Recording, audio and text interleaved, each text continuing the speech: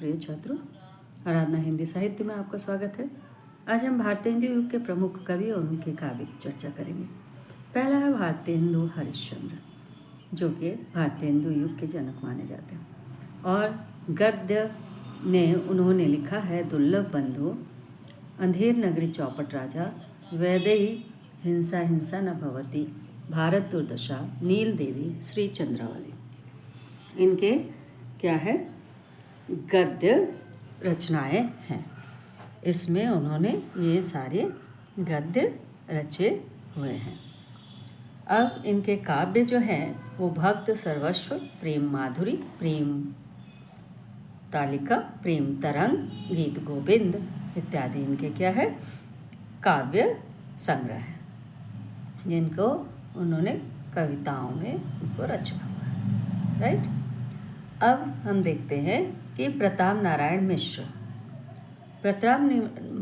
मिश्र के जो नाटक हैं वो है गौ संकट, हठी हमीर, कलि कौतुक और कलि प्रभाव। उनके निबंध जो हैं वो निबंध नवनीत, प्रताप पीयूष और प्रताप समीक्षा है ना। अनुदित जो है अनुवाद के रूप में पंचामृत, इंदिरा, नीति रत्नावली इत्यादि इनके रचनाएं हैं। अब अंबिका प्रसाद जो भारतेंदु युग के ही कवि और उपन्यासकार माने जाते हैं। उनके उपन्यास हैं खजुराहो की अतिरुमा, प्रिताती की राजकुमारी, काला भौरा, योगीराज। कविता गांधी परायण, दिव्य दोहावली, पावस पिपासा। नाटक है दीपक संहिता, निबंध विविधा। बालकृष्ण भट्ट जो कि निबंधकार के रूप में विशेष रूप से जाने जाते हैं। उनका निबंध है माता स्नेह, आंसू, लक्ष्मी, कालचक्र का चक्कर, साहित्य, जनसमूह के हृदय का विकास। और उपन्यास है 100 अजान 1 सुजान, नूतन ब्रह्मचारी और रस्य कथा। नाटक है दमयंती स्वयंवर, बाल विवाह और चंद्रसेन। देवकी नंदन खत्री, इनके उपन्यास चंद्रकांता और चंद्र सप्तशती मुख्य रूप से, विशेष रूप से ये क्या है, प्रमुख हैं। और भूतनाथ, रोहतास मठ। अन्य कुसुम कुमारी, कटोरा भर खून की कोठरी, अनूठी बेगम। किशोरी लाल गोस्वामी, इनके उपन्यास हैं प्रणयिनी, परिणय, आदर्श रमणी, लवंगलता, सुल्ताना रजिया बेगम, जिंदे की लाश इत्यादि। और कविता है किशोरी सत्से। नाटक चौपट, चपेट, मयंक मंजरी इत्यादि। तो ये भारतेंदु युग के ये सारे कवि और रचनाकार माने जाते हैं। अब हम आते हैं द्विवेदी युग की तरफ। द्विवेदी युग जो था, महावीर प्रसाद द्विवेदी से द्विवेदी युग पड़ा। और उस समय भारत में अंग्रेजी शासन और स्वतंत्रता आंदोलन दोनों ही एक साथ चल रहे थे। ऐसी स्थिति में सरस्वती पत्रिका जो कि के माध्यम से महावीर प्रसाद द्विवेदी ने तत्कालीन कवियों की दिशा निर्देश देना प्रारंभ किया। और महावीर प्रसाद स्वयं रचनाकार थे और उनकी जो पत्रिकाओं में छपने वाली कविता भी कुछ नियम बनाए गए, जो इस प्रकार से थे कि रीति काल के वासना के परक काव्य न लिखे जाए।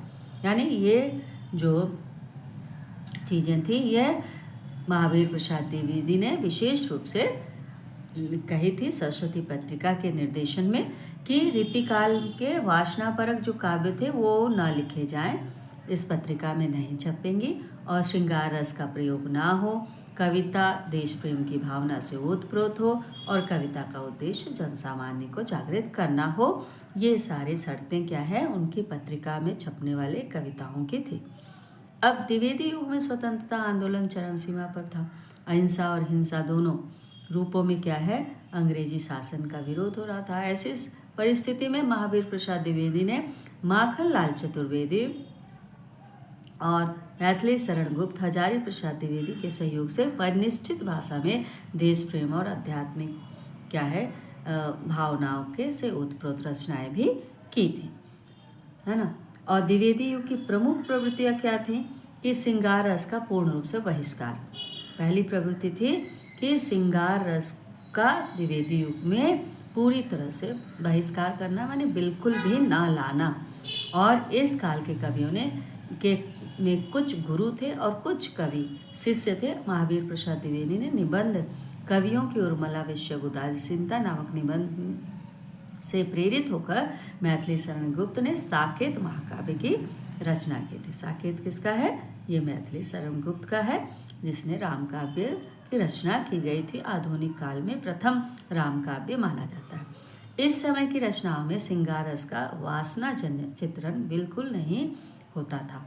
काव्य गद्य सभी में रीतिकाल का बहुप्रचलित जो श्रृंगार रस था वो खत्म हो चुका था, क्योंकि श्रृंगार रस को पूरी तरह से बहिष्कृत कर दिया गया था।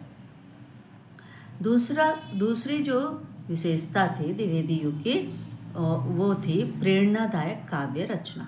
यानी कि जो भी कविता रचे या लिखे उसमें देश की राजनीतिक परिस्थितियों को देखते हुए कवियों के जन सामान्य को कर्म धर्म के प्रति ध्यान देने का उपदेश दिया। और मैथिली शरण गुप्त की पंक्तियाँ इसी ओर संकेत देती हैं।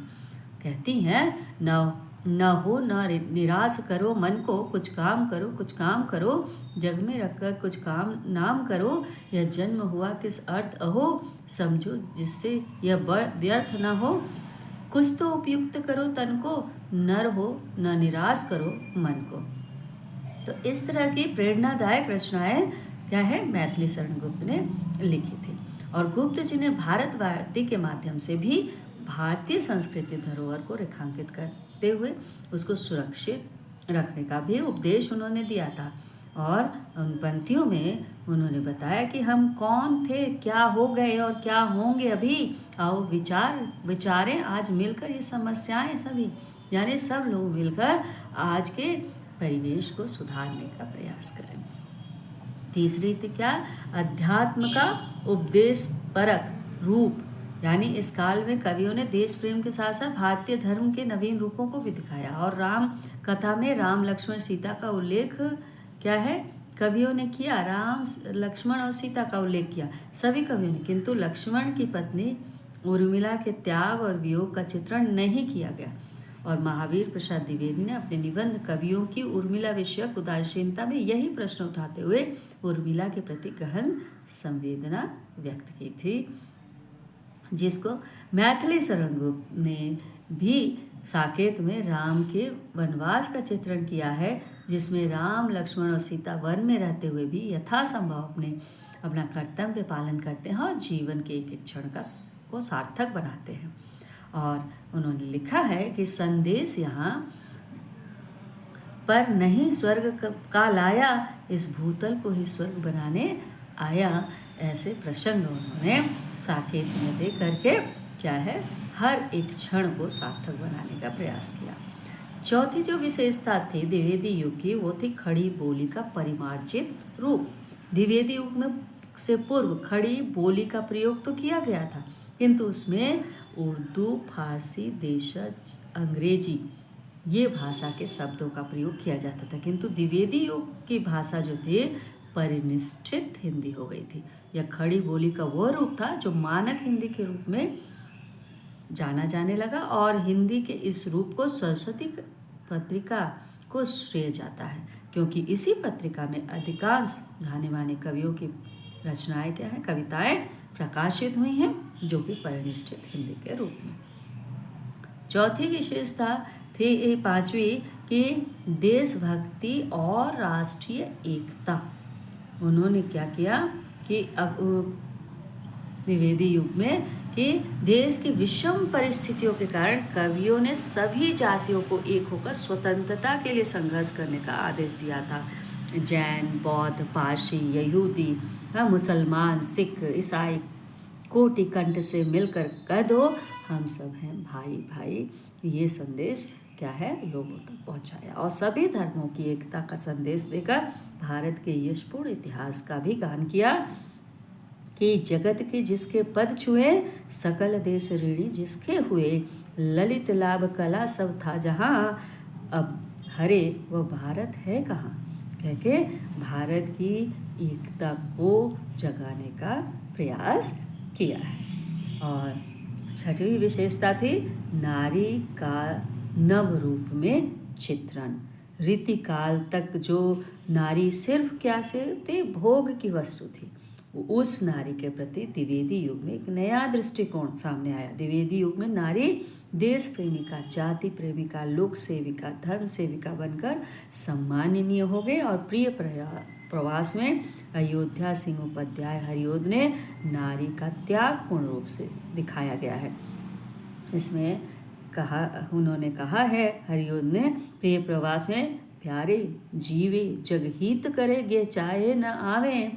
और इसी प्रकार मैथिली शरणगुप्त ने भी नारी के त्याग का वर्णन किया है कि सखी वो मुझसे कहकर जाते, प्रियतम को प्राणों के पण में हम ही भेज देते हैं रण में, छात्र धर्म के नाते। और इस काल में नारी जीवन के प्रति करुणा भी व्यक्त की गई है कि अबला जीवन हाय तुम्हारी यही कहानी, आंचल में दूध और आंखों में पानी। बहुत ही प्रसिद्ध क्या है, ये कविता है जो नारी के जीवन के प्रति करुणा को व्यक्त करती है। अब द्विवेदी युग के प्रमुख कवि और उनके काव्य। द्विवेदी युग के प्रमुख कवियों को याद कर लीजिएगा कि पहले थे मैथिली शरणगुप्त, और फिर अयोध्या सिंह उपाध्याय हरियोद, श्रीधर पाठक, महावीर प्रसाद द्विवेदी, राम नरेश त्रिपाठी और सिया राम शरणगुप्त, ये प्रधान थे। और उसके बाद है रामचरित उपाध्याय और लोचन प्रसाद पांडे। तो इनमें से पहला जो 6 हैं वो ज़्यादा इम्पॉर्टेंट है, रामचरित उपाध्याय और लोचन प्रसाद पांडे उसके बाद आते हैं। ठीक, तो अब हम देखते हैं कि द्विवेदी युग के प्रमुख जो कवि और उनके काव्य कौन कौन से। प्रमुख कवि तो मैथिली शरणगुप्त हैं, जिन्होंने रंग में भंग, यशोधरा, साकेत, पंचवटी, द्वापर, जयद्रथ वध, भारत भारती की रचना की।